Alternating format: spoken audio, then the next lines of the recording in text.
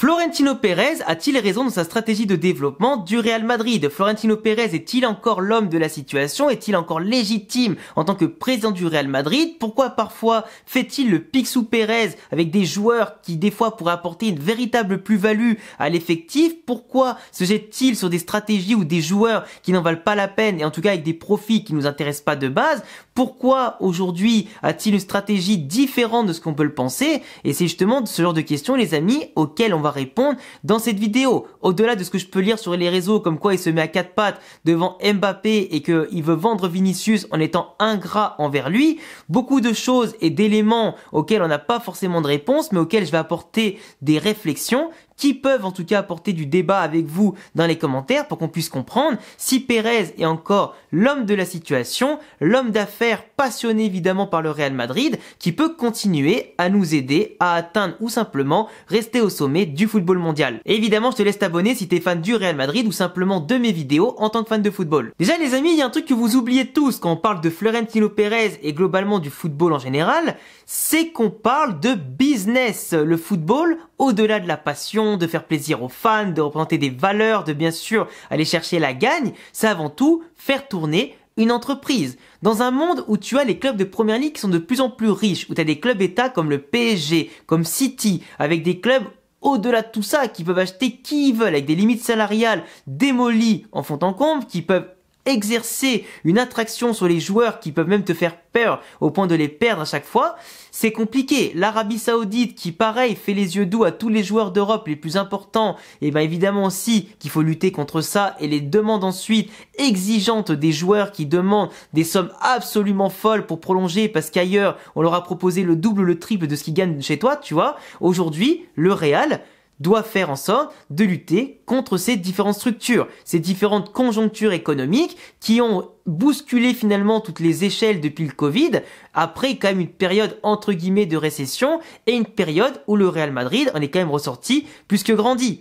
Le Covid, ça fait mal à tout le monde et Florentino Pérez est entré dans une gestion totalement différente avant Covid et après le Covid, avec une restriction sur certains points, une restriction sur des primes, des salaires qui ont été gelés ou pas montés tout de suite pour les différents cadres, des fois des salaires qui ont été coupés suivant les personnalités en tout cas de l'effectif, des joueurs qui ont été des fois montrés vers la sortie, peu importe leur statut de légende ou pas, parce que le club a des exigences et surtout ne voulait pas satisfaire les exigences ou les caprices de certaines stars qui ne comprenaient pas forcément à quel point la conjoncture pouvait être inquiétante à court, moyen ou long terme pour le Real ou le football mondial. Et le Real, comme l'a montré par le passé et encore aujourd'hui, aucune légende n'est irremplaçable et ça a avant tout été fait aussi par Florentino Pérez. Florentino Pérez qui aime le club plus que n'importe qui, c'est le plus grand président de l'histoire du club, il a parfaitement succédé à Santiago Bernabéu à ce niveau-là, mais aujourd'hui, Pérez est avant tout un homme d'affaires. Quelqu'un qui gère des entreprises partout, qui gère des chantiers partout dans le monde, qui génère des millions voire des milliards d'euros par ses activités, qui fournit du travail à énormément de personnes, qui sait négocier comme personne, qui est intransigeant, qui montre en tout cas ses coronesses sur le plateau et qui en tout cas fait peur à tout le monde. Et aujourd'hui, il y a très peu de gens qui peuvent vraiment s'asseoir à sa table et dire que c'est un meilleur homme d'affaires que lui. Il est respecté de partout, dans tous les secteurs, et ce mec-là, il a su remettre le Real Madrid sur le bon chemin, il a su redonner de la force au blason du Real Madrid, avec certes beaucoup d'investissements sur des joueurs clinquants, les Galacticos, que ce soit les 1.0, 2.0, 3.0, que ce soit par une politique forte en termes simplement aussi de joueurs espagnols, de joueurs jeunes et ce que tu veux, à miser sur les jeunes talents, les jeunes pépites. Mais aujourd'hui, Florentino Pérez, il vise avant tout à développer économiquement le Real Madrid. Cette saison, on a dépassé le milliard de chiffre d'affaires avec des bénéfices records, avec des activités records dans plus de pays qu'auparavant, que ce soit au niveau de l'Académie Real Madrid, des ventes de maillots, affaires commerciales, activités publicitaires et ce que tu veux. Aujourd'hui, ils visent les 1 milliard 300 000, voire 400 millions en 2025-2026 et vise à court terme, moyen terme, les 2 milliards de chiffre d'affaires avec un stade de foot qui a été rénové, qui aujourd'hui ne tourne pas encore à plein régime à cause des problèmes d'insonorisation à mettre en place au niveau du stade et de la mairie de Madrid, mais aujourd'hui, sans un stade qui tourne à plein régime et qui rapporte déjà quand même plus d'argent qu'avant, tu arrives à compléter les manquements économiques qu'il y a eu pour certaines parties où les sponsors donnaient un peu moins et ce que tu veux. Et aujourd'hui, il s'en sort très bien. Il contre les droits TV qui sont déficitaires par rapport à la Première Ligue. Il contre aussi certains manquements ou potentiels certains résultats qui peuvent être décevants suivant les saisons. Il arrive à les contrer par d'autres secteurs économiques qui tournent à plein régime. Et aujourd'hui, tu ne peux que constater qu'il a raison. Le stade, ça a impacté un petit peu les finances du club, mais aujourd'hui, ça amortit et ça va être amorti de plus en plus et plus en plus vite avec l'activité. La balance du club, il y a quand même de la trésorerie, malgré ce qu'on disait, finalement la trésorerie est quand même assez importante. Il n'a pas besoin de vendre beaucoup de grosses stars de l'effectif pour faire les recrues de manière intelligente et compenser bien sûr les blessures, compenser aujourd'hui les faiblesses de l'effectif. Mais en tout cas, il sait aussi qu'il s'est trompé. Même si tu as raison dans le sens où le mec, économiquement parlant, il est intestable, il est vrai qu'au niveau sportif, il a dû des fois faire des sacrifices. Et miser par exemple sur le succès des saisons 2022 et 2024 pour se dire que finalement, dans le meilleur des mondes, même quand économiquement on est moyen ou même quand sportivement on ne fait pas tous les ajustements nécessaires, on gagne quand même des Ligues des Champions et des Ligas, tu peux que lui donner raison. Depuis 2020, le mec c'est quand même à la tête du club 3 Ligas, une Copa del Rey et 2 Ligues des Champions. Il y a très peu de clubs qui sur la même période en 5 ans peuvent se targuer de faire autant de trophées. À part les championnats où c'est dominé par une seule équipe, tu vois.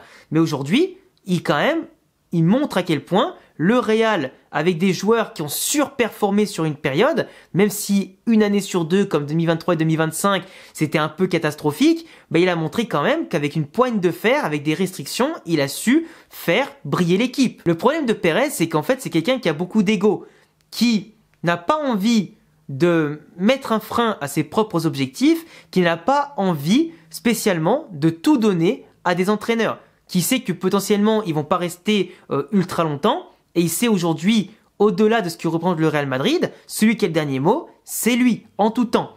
Malgré ce qu'Ancelotti a fait en étant l'entraîneur le plus titré du club, il lui a jamais donné les pleins pouvoirs.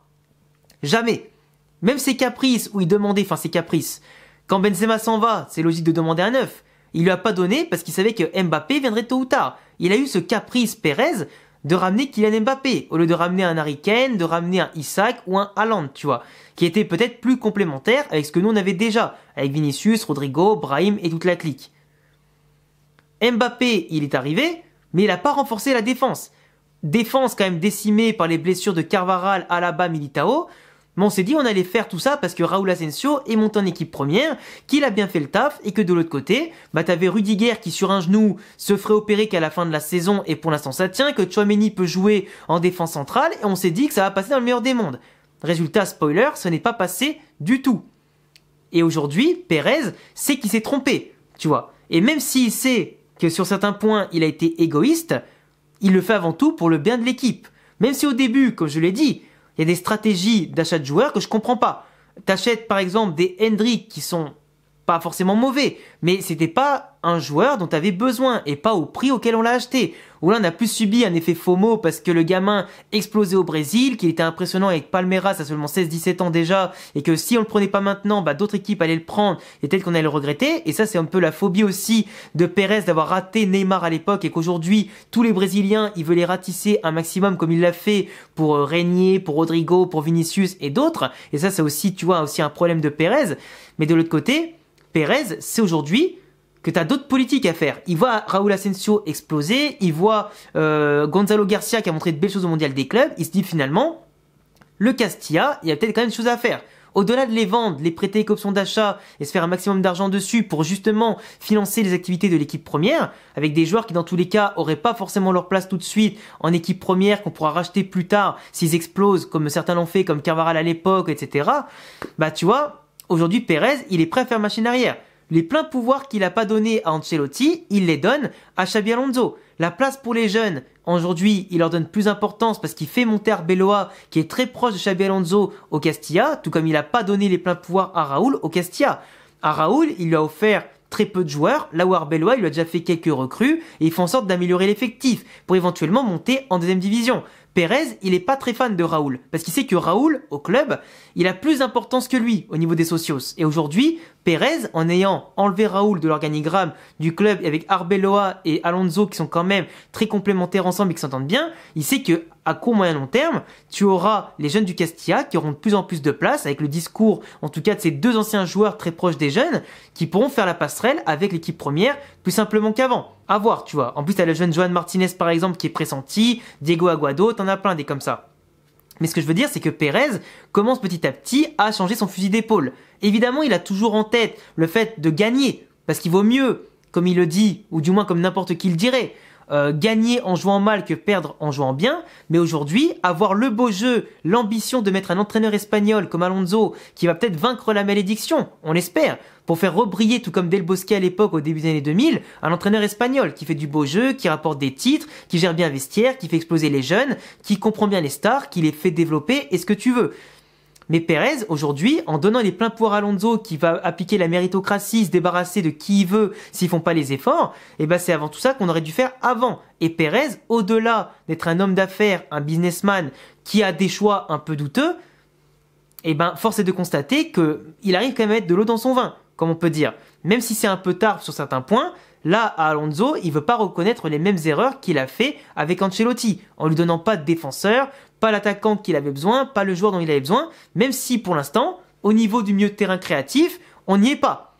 Et c'est là aussi où tu vois, par exemple, les problèmes que personne ne comprend, c'est que tu mets 50 millions sur un Mastantuono, par exemple, tu vas mettre de l'argent sur des joueurs, mais aujourd'hui, ce qui nous manque surtout, c'est un milieu créatif. Rodrigo, il reste dans l'effectif, si au pire il est vendu, tu pourras racheter éventuellement un milieu de terrain où sinon il te manque, tu vois. Mais aujourd'hui, avoir l'obsession de signer un Rodri 115 millions, ou peut-être l'année prochaine pour beaucoup moins cher, mais s'il est vraiment revenu des croisés et que c'est possible, bah tu vois, ne pas recruter un milieu de terrain créatif pour prendre Rodri, un ballon d'or espagnol, l'année prochaine où tu sais pas à quel niveau il va être, au risque de rater peut-être des pistes comme Angelo Stiller ou des joueurs accessibles aujourd'hui comme déjà t'as raté Zubimendi, c'est complexe. Et ça rappelle bien sûr le cas Mbappé où tu recrutes pas un vrai neuf pour prendre Kylian Mbappé.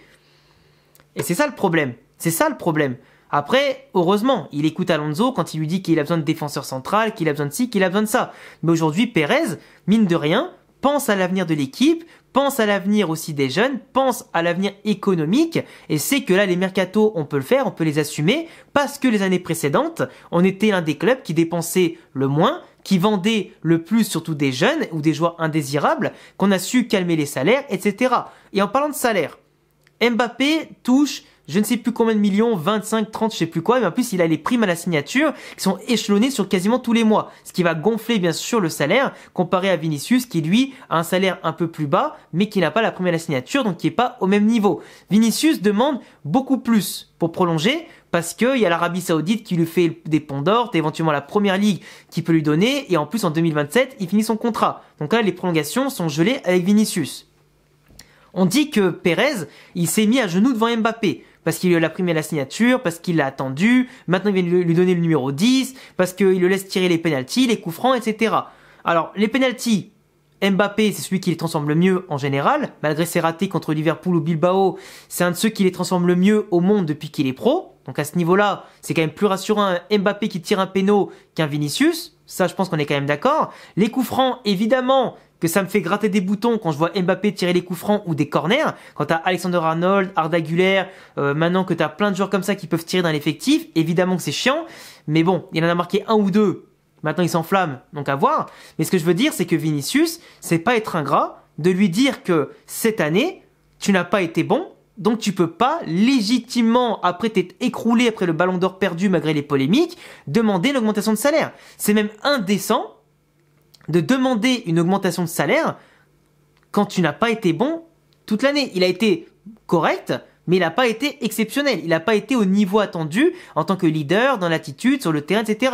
Il a une belle feuille de stats. Je crois 21 buts et 19 passes D, un truc comme ça. C'est énorme. Évidemment que c'est énorme. Mais quand tu n'as pas eu le niveau qu'on attendait vraiment de toi en tant que potentiel ballon d'or, tu peux pas demander une augmentation de salaire comme ça. Et Florentino Pérez, comme il l'a fait pour Cristiano, pour Ramos ou pour d'autres, il est intransigeant. Et cette main ferme, elle peut être autant pour certains incompréhensible, être vue comme de l'ingratitude, mais elle est surtout vue comme un businessman. il donnera des récompenses à ceux qui la méritent. Pas que Vinicius mérite pas, après avoir rapporté 2 Ligues des Champions, ce que tu veux, par rapport à un Mbappé qui a rien rapporté. Mais Pérez voit en Mbappé un investissement qui lui rapporte déjà beaucoup plus que ce qu'il a donné en prime à la signature ou ce qu'il a en salaire. Vinicius aussi, même si Vinicius est beaucoup moins bankable que Mbappé en termes commercial, marketing et ce que tu veux, et sur ça, il n'y a absolument pas de débat possible. Mais Vinicius, dans l'attitude, lui, son contrat, il finit dans 2 ans. Donc soit Pérez en tire de l'argent avec les offres à 300 millions de l'Arabie Saoudite ou à 200 millions, ça baisse l'année prochaine avec 1 an de contrat, soit il se pliera pas. Ce qu'il a donné à Mbappé, c'est parce qu'il savait qu'il allait recevoir le triple ou le quadruple et qu'il a confiance en Kylian, tu vois, au point de l'imposer comme un leader, si ce n'est peut-être le leader du projet dont il a envie.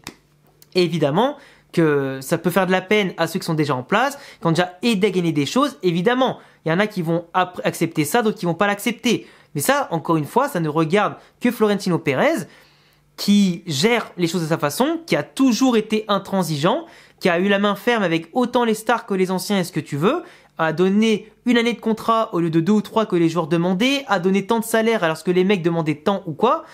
Et c'est tout. Florentino Pérez, peut-être que certains préféraient voir un autre président, mais en attendant, sa méthode fonctionne, ça rapporte des trophées, t'as un équilibre dans l'effectif qui est quand même pas mal. Là, Mbappé a déséquilibré pas mal de choses avec aussi d'autres facteurs internes et externes à l'effectif.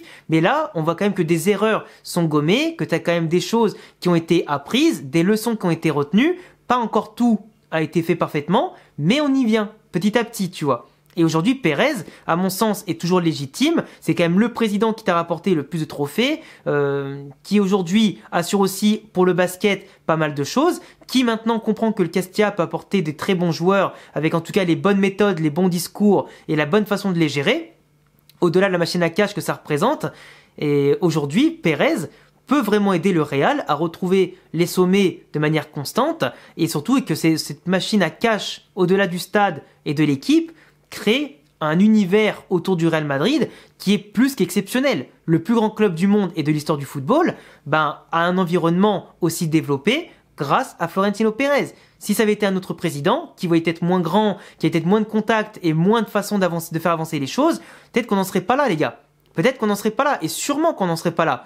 Donc faut pas oublier que le boss, c'est lui, qu'il ait tort ou pas, dans tous les cas, on grimpera avec lui, on coulera avec lui, mais dans tous les cas, s'il fait les choses, c'est que je pense qu'il sait ce qu'il fait. Il est quand même bien entouré, le bougre, mine de rien, et même si des fois on peut être tatillon parce qu'il nous a pourri une année, a sacrifié une année, à pas recruter en défense et ce que tu veux, là je pense que là on est armé et que ce genre d'erreurs, elles arriveront pas de sitôt. Si vraiment le Real était au ras les pâquerettes économiquement, évidemment qu'on n'aurait pas pu dire grand chose. Là on sait qu'il y a de l'argent, qu'il a attendu de faire certains coups, évidemment, peut-être qu'il n'y avait pas les opportunités qu'il fallait. Certains clubs ont joué la montre, certains clubs montent les enchères, et ne pas se plier aux exigences de certains clubs, c'est aussi ne pas jouer leur jeu, de profiter du Real Madrid. Et donc imposer ces conditions autant à ses propres joueurs qu'aux autres structures, au-delà des conflits avec l'UEFA, la FIFA ou la Liga, ce que tu veux, ou la Fédé espagnole, c'est la force de Pérez. Se plier devant personne, peu importe ce que vous dites à propos de Kylian, et même si moi aussi je trouve que des fois il y a des choses un peu aberrantes avec Kylian, au-delà de ce que Pérez peut penser et faire, si Pérez nous ramène sur le chemin du succès avant tout, en défendant bien sûr les valeurs du club et en assumant ses paroles et ses actions, tant que le club gagne, on peut que souhaiter ça, tu vois. Enfin bref, dis-moi ce que t'en penses en commentaire, n'hésite pas à t'abonner, coche la cloche, et puis en tout cas on se retrouve très vite pour de prochaines vidéos. Ciao les gars!